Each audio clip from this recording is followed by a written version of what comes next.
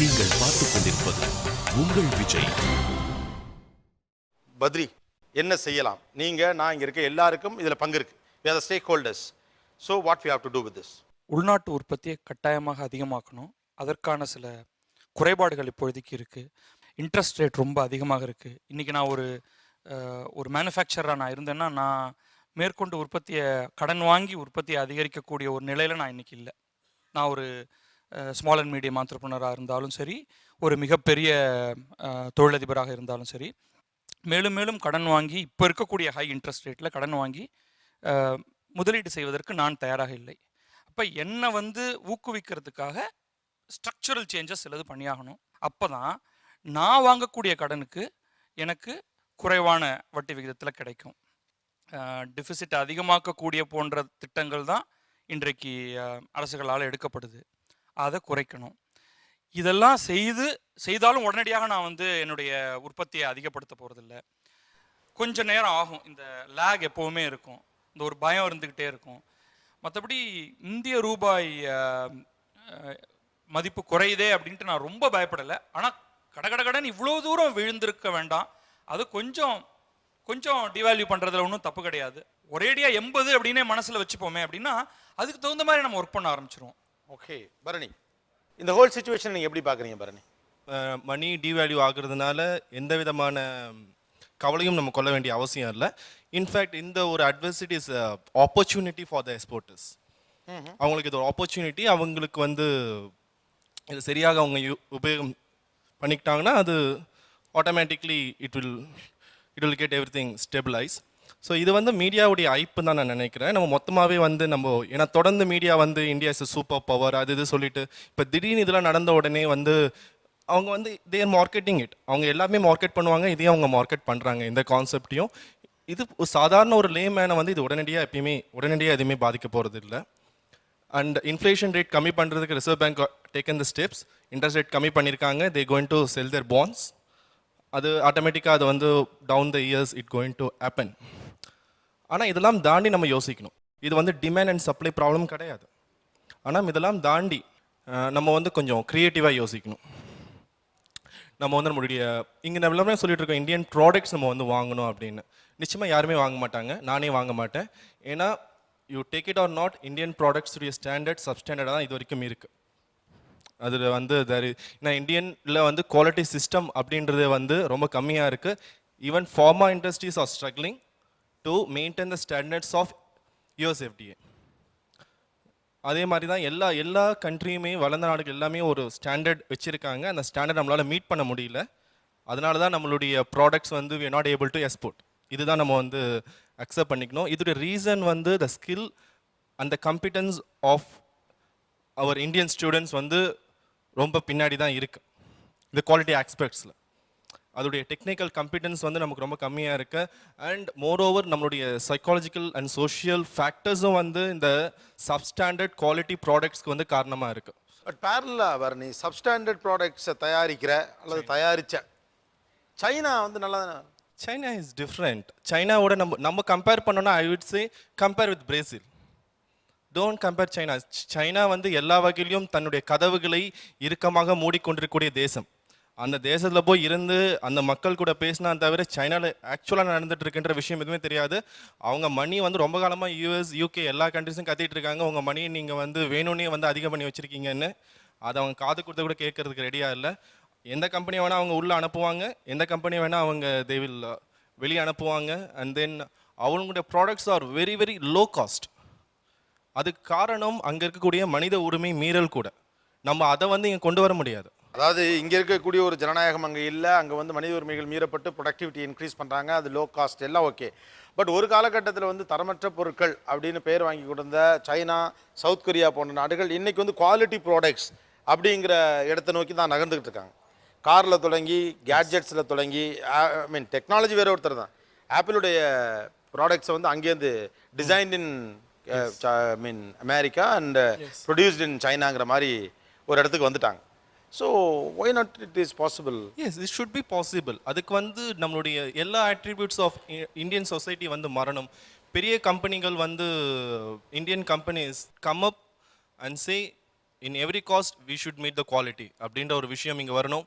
அதாவது இந்தியாவோட மொத்த கேபிட்டல் ஃபார்மேஷனில் வந்து கிட்டத்தட்ட 40% வந்து முழுக்க ரெண்ட் மூலமாக வருது. அதாவது we are a totally rentier economy. அதாவது வாடகை வசூல் பண்ணுற ஒரு பொருளாதாரம் நம்ம அது. அதாவது ஒரு ஒரு ஒரு ஒரு குறிப்பிட்ட ஒரு 20 குடும்பங்கள் மொத்த பொருளாதாரத்தை கண்ட்ரோல் பண்ணி அது மூலமாக பணத்தை வந்து தொடர்ந்து இயற்கை வளங்களையும் மற்ற சில வளங்களையும் அவங்க தன்னுடைய கட்டுப்பாட்டுக்குள் கொண்டு வந்து அதை அவங்க தொடர்ந்து அதன் மூலமாக அவங்க பணத்தை உருவாக்கிட்டே கிடக்கிறாங்க. அதனால் அவங்க வந்து புதுசாக ஆராய்ச்சிகளுக்கு பணம் செலவழிக்கிறதுக்கோ எந்த ஒரு அவசியமும் கிடையாது.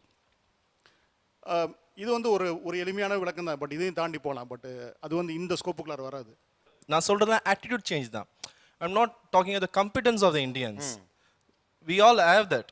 ஆனால் ரெண்டு விஷயம் நம்ம செய்யணும். We have to work together with the foreign companies.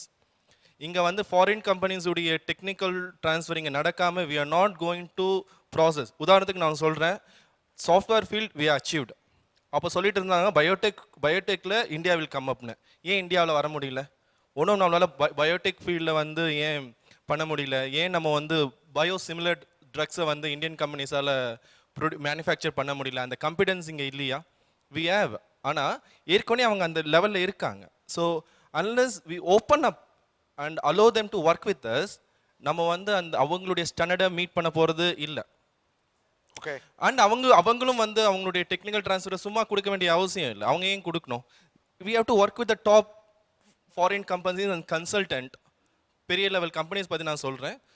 Then I will come to trickle down. நம்ம வந்து டவுன்ஷிப்பில் வந்து சிறு முதலாளிகளை வந்து ஊக்குவிக்க கற்றுக்கணும். So India is a complex country. அதனால தான் சப்காண்டினென்ட் சொல்கிறோம். இங்கே வந்து நீங்கள் அமெரிக்காவோ சைனா மாடலோ எந்த ஒரு மாடலும் நீங்கள் ஒரு ஃபிக்ஸ்டு மாடலில் நீங்கள் ஒர்க் பண்ண முடியாது. It's a complex country, heterogeneous nature. இந்த ஹெட்ரோஜினியஸ் நேச்சர் நம்ம நெகட்டிவ் நினச்சா நெகட்டிவ், பாசிட்டிவ் நினச்சா பாசிட்டிவ். இந்த ஹெட்ரோஜினியஸ் நேச்சர் எப்படி நம்ம யூஸ் பண்ணிக்க போகிறோம்? எல்லா வகையிலும் வந்து வி வில் அலோ. எல்லாமே இங்கே நடக்கட்டும். ஓப்பன் அப் த மார்க்கெட், பார்க்கலாம் என்ன நடக்குதுன்னு. என்கரேஜ் சிறு முதலாளிகளை வந்து என்கரேஜ் பண்ணுங்க. We will see. நம்ம இந்தியன் பிராண்ட் வந்து சுமாரான பிராண்டு அப்படின்னு ஒட்டுமொத்தமாக நம்ம சொல்ல முடியாது. இன்றைக்கி வந்து உலகத்தில் வந்து மிகப்பெரிய டூ வீலர் மேனுஃபேக்சரர் எந்த நாட்டில் இருக்காங்க? அது என்ன பிராண்ட்? நம்ம எல்லாருக்கும் தெரியும். அதற்கு அடுத்ததும் இந்தியன் பிராண்ட்.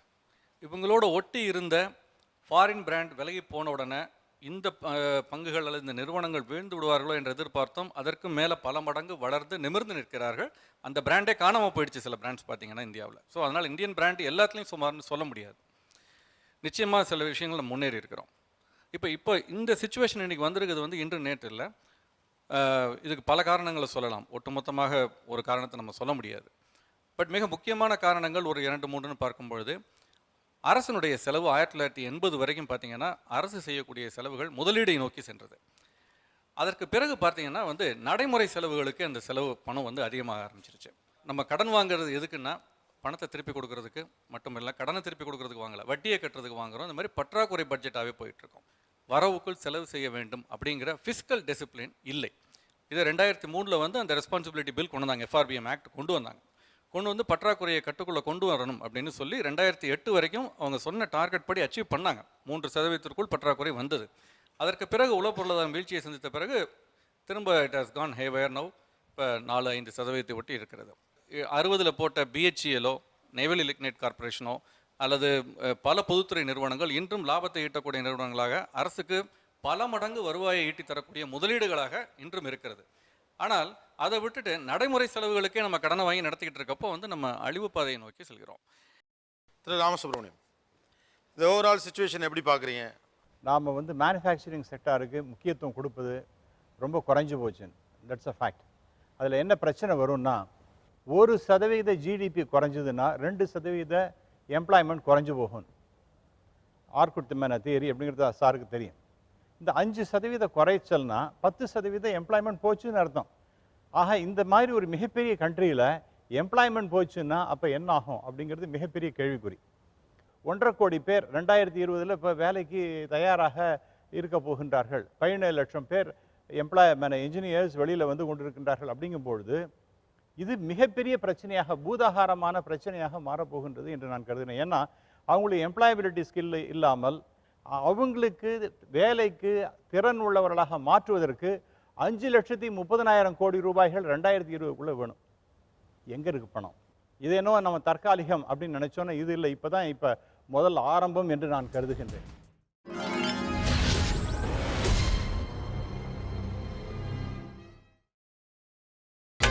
நீங்கள் பார்த்துக் கொண்டிருப்பது உங்கள் விஜய்.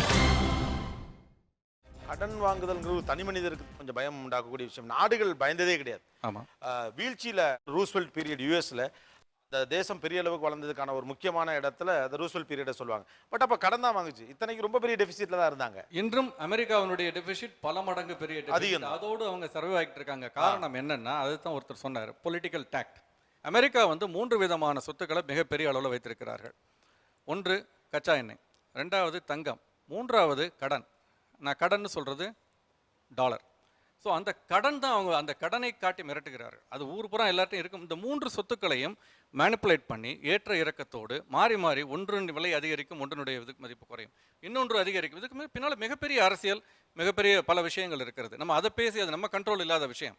நம்மை நாம் தற்காத்துக் கொள்வது எப்படி அப்படின்னு பார்த்தோம்னா, நிச்சயமாக ஒரு மலேசியாவினுடைய வழியிலையோ அல்லது சீனாவினுடைய வழியிலையோ நாம் செல்வது தப்பே கிடையாது. இந்த மாதிரி ஒரு அராஜகம் நடக்கும் பொழுது நம்ம கட்டுப்பாட்டில் இருக்கக்கூடிய விஷயம் என்ன? கரன்சி மார்க்கெட் வந்து மிகப்பெரிய அளவில் ஆப்ரேட்டர்ஸ் வந்து மலேசியாவில் பண்ணப்போ மகாத்தீர் என்ன பண்ணாருன்னா, அதை சைனா மாதிரி அதை பெக் பண்ணிட்டார். டாலருக்கு இவ்வளோ தான் பெக் பண்ணி ஃபிக்ஸடாக பண்ணிட்டார். இல்லை இங்கேருந்து பெரிய அளவில் பணம் வெளியே போகட்டும் அப்படின்ட்டார். போகட்டும். பட் அதுக்கப்புறம் கண்ட்ரி ஸ்டெபிலைஸ் ஆகி இன்றைக்கி நிற்கலையே அவங்க. ஸோ அப்போ அவர் சொன்ன ஒரே விஷயம், மைட் இஸ் ரைட் அப்படின்னாரு. இன்றைக்கும் இந்த உலகத்தில் might is right. So let me be might. அதோட இந்த இன்வெஸ்டர்ஸ் பயந்துருவாங்கன்னு எப்போ பார்த்தாலும் சொல்கிறப்ப தான் எனக்கு காமெடியாக தான் இருக்கும். இன்வெஸ்டர்ஸ்லாம் அவ்வளோ பயந்தாங்கொழிங்கெல்லாம் கிடையாது, ரைட்டா? அவன் ரொம்ப தெளிவாக தான் இருக்கான். என்றைக்கு லாபம் வருமோ அன்றைக்கி வருவான், என்றைக்கு லாபம் இல்லையோ அன்றைக்கி ஓடிடுவான். அதே போல் இந்த கண்ட்ரியை பொறுத்தல இன்வெஸ்டர் விட்டு போகிறான்னா அவன் முட்டாள் தான். என்னென்னா, இவ்வளோ பெரிய கண்ட்ரி, இவ்வளோ பெரிய மார்க்கெட்டு, இவ்வளோ பெரிய இது, அதெல்லாம் விட்டுட்டு அவன் ஓட மாட்டான். This is going to be happening place. இந்த கண்ட்ரி தன்னளவுலேயே ஒரு பெரிய மார்க்கெட்டு தான். இங்கே அது பிரச்சனை கிடையாது. இந்தியா நீண்ட காலமாகவே, நம்ம பல 20 வருடங்களாகவே நம்மளுடைய நடுத்தர வர்க்கத்துடைய சீப் லேபரை வந்து நம்பி இருக்கும். அன்ஸ்கில் லேபருக்காக அவங்க இங்கே வந்திருக்காங்க. அந்த அன்ஸ்கில் லேபர் கிடைக்கக்கூடிய லோ வேஜஸ்க்காக நம்ம வந்து ஃபாரின் இன்வெஸ்ட்மெண்ட்டையும் ஃபாரின் இண்டஸ்ட்ரியும் ரொம்ப நாளாக நம்ம அட்ராக்ட் பண்ணிட்டு இருக்கோமே தவிர, இந்தியாவில் கிடைக்கக்கூடிய ஸ்கில்லுக்காக இங்கே எந்த கம்பெனிஸ் வராங்க? ஒரு வெளிநாட்டு முதலீட்டாளர்கள் இந்தியாவில் வந்து பணத்தை முதலீடு செய்யட்டும். அது எஃப்டிஐ இருக்கட்டும், எஃப்ஐஆ இருக்கட்டும், தப்பில்லை. இந்த மாதிரி வரும்பொழுது என்ன ஆகுதுன்னா, பணத்தை இங்கே கொண்டு வரும்பொழுது நமக்கு வந்து டாலர் வந்து 38 ரூபாய்க்கு வந்தது. அதற்கு பிறகு நல்ல லாபத்தை பார்த்த பிறகு இப்பொழுது பணத்தை எடுத்துக்கொண்டு செல்கிறார்கள். இப்போ இதில் என்ன விஷயம்னா, $1,00,000 கொண்டு வந்து $2,00,000 வெளியே எடுத்து செல்லும் பொழுது அந்த உபரியாக கிடைத்திருக்க $1,00,000 எந்த விதமான வருமான வரியும் கட்டவில்லை. எந்த விதமான வரியும் எங்கும் கட்டவில்லை. என்னென்னா, அவங்க கொண்டு வரக்கூடிய பணம் மட்டும்தான் அவங்களோடது. இங்கே வந்ததற்கு பிறகு உழைப்பு நம்முடையது, இங்கே இருக்கக்கூடிய இடம் நம்முடையது, பொருள் நம்முடையது, அவங்க செய்த வியாபாரம் நமக்கிட்ட விற்றுருக்காங்க, நம்ம பணத்தை தான் வாங்கியிருக்காங்க. நேரடியாகவோ மறைமுகமாகவோ இந்த லாபம் அவங்களுக்கு போயிருக்கு. நம்ம எல்லோரும் வரி கொண்டு இருக்கிறோம். நமக்கெல்லாம் ஏகப்பட்ட கெடுபிடிகள் அவங்க வரி கட்டாமல் கொண்டு போகிறாங்க. இது முதலில் தடுக்கப்பட வேண்டும். இதற்கு அதாவது அந்த லாபத்தை எடுத்துக்கொண்டு செல்வதில் தப்பில்லை, ரிப்பேட்ரியேஷனில் கவர்மெண்ட் கொடுக்கறத கொடுத்துடணும். ஆமாம். புகழ், நம்ம என்கேஜ்மெண்ட் எல்லா best of the consultant engage பண்ணியிருக்கோம். இந்தியாவில் இருக்கிற மிகச்சிறந்த கம்பெனியோடைய தலைவர்களும் ஆலோசகர்களும் இருக்காங்க. இத்தனை பேர்த்துக்கும் தெரியாத விஷயங்கள் நமக்கு தெரியுமா அப்படின்னு ஒரு மிகப்பெரிய கேள்வி. இந்த கூட்டத்தை விட அதிகமாக சிந்திக்கக்கூடிய, அதிகமான இன்ஃபர்மேஷன் உள்ள ஆளுகள் ஏன் இதை எடுக்க மாட்டார்கள்? இல்லை அந்த நாட்டோட பொருளாதாரத்தை மேம்படுத்த தெரியாதா? இங்கே இருக்கிற எஃப்ஐயோட பணத்தை வெளிநாட்டுக்கு எடுக்கணும் போகிற சட்டம் ஒன்றும் இல்லை. இப்போ சைனாவில் போட்டிருக்காங்கல்ல, முதலீடு தான் போட முடியும், பணத்தை எடுத்துகிட்டு போக முடியாது. ஏன் பெட்ரோலை குறைச்சா என்ன ஆயிரும்? பெட்ரோலை சொல்கிறாங்க இறக்குமதி குறைக்கப்படும், இனிமேல் எல்லாத்துக்கும் வந்து ரேஷன். 2 வீலர் வச்சிருக்கியா, ஆவரேஜாக நீ ஒரு நாளைக்கு 25 கிலோமீட்டர் ஓட்டுவேன், அதான் என்னுடைய எக்ஸ்பெக்டேஷன். உனக்கு ஒரு நாளைக்கு 1/2 லிட்டரு. 4 வீலர் வச்சிருக்கீங்களா, நீங்கள் ஆஃபீஸ் போயிட்டு வர்றீங்க, உங்களுக்கு வந்து டெய்லி 3 லிட்டர் பெட்ரோல் தான். அதுக்கு மேலே வரனா 150 ரூபா லிட்டர் கொடுத்து வாங்குங்க. பார்ப்போமே, அப்போ வாங்குவாங்கல்ல. மற்றவங்களாம் நம்ம சிக்கனத்தை கடைப்பிடிப்போம்ல. ஏன் அந்த மாதிரி கொள்கைகளை கொண்டு வர்றதில்லை? அல்லது எந்த மாதிரியான மக்களுடைய செயல்பாடுகள் இந்த அரசுக்கும் அமைச்சர்களுக்கும் அலுவலருக்கும் ஒரு தைரியத்தை கொடுக்கும் அந்த மாதிரி திட்டத்திற்கு? அதை தான் நம்ம பேசணும். ஓகே, அழகே சபாண்டி. சார்லஸ் கிண்டல்பர்கர்னு ஒரு எக்கனாமிக் ஹிஸ்டோரியன் வந்து ஒரு விஷயத்தை வந்து எக்ஸ்பிளைன் பண்ணுறார். எப்படி ஒரு பபிள் ஃபார்மேஷன் நடக்குது அப்படிங்கிற பற்றி எக்ஸ்பிளைன் பண்ணுறார்.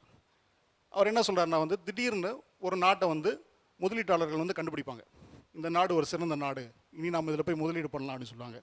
இப்போ இங்கே இந்தியாவை பொறுத்தவரை வந்து இந்த கேபிட்டல் கெயின் டேக்ஸ் அபாலிஷ் பண்ணது ஒரு முக்கியமான காரணம். அதாவது நீங்கள் வந்து இங்கே பணத்தை போடலாம், எடுத்து போகும்போது யாரும் உங்களை ஒன்றும் கேட்க மாட்டாங்க அப்படிங்கிறது ஒரு முக்கியமான 2003 கொண்டு வந்தது. அந்த ஆக்சுவலி brought the money, அவங்க பணத்தை கொண்டு வந்து போட்டாங்க.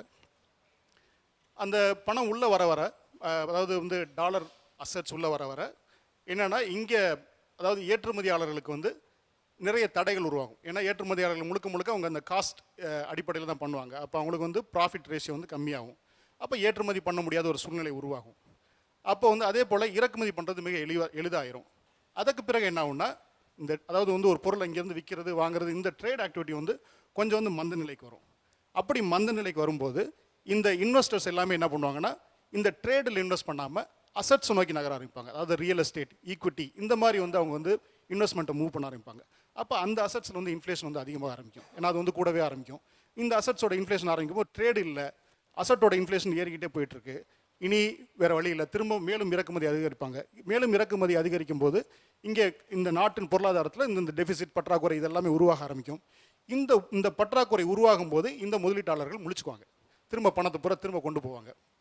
ஸோ இது ஏறக்குறைய அவ்வளோ பபுள், அதாவது வந்து இந்த கடன் வாங்கி செலவு பண்ணுற பொருளாதாரங்கள் எல்லாமே இதுதான். இதில் வந்து ஒரு பெரிய இது வந்து சார்ல்ஸ் கிண்டில்பர்க் வந்து ஒரு 5 ஸ்டெப் ப்ராசஸ் மூலமாக எக்ஸ்பிளைன் பண்ணுறாரு. இதுதான் ஏறக்குறைய இந்தியாவிலையும் நடந்திருக்கு, மற்ற இடங்களையும் நடந்துட்டுருக்கு. ஓகே, திரு பாலாப்பாசாமி. ஏன்னா நீங்கள் பார்த்துருப்பீங்க, இந்த டைம் வந்து rate fell to 70 rupees, huge headline. அடுத்த நாள் 2 rupees கெயின் பண்ணப்போ 3rd பேஜில் small line. Okay, because newspapers or TV want to make something big out of it. Okay, we are all very unhappy for 4.4% growth rate. That is one of the highest growth rates in the world.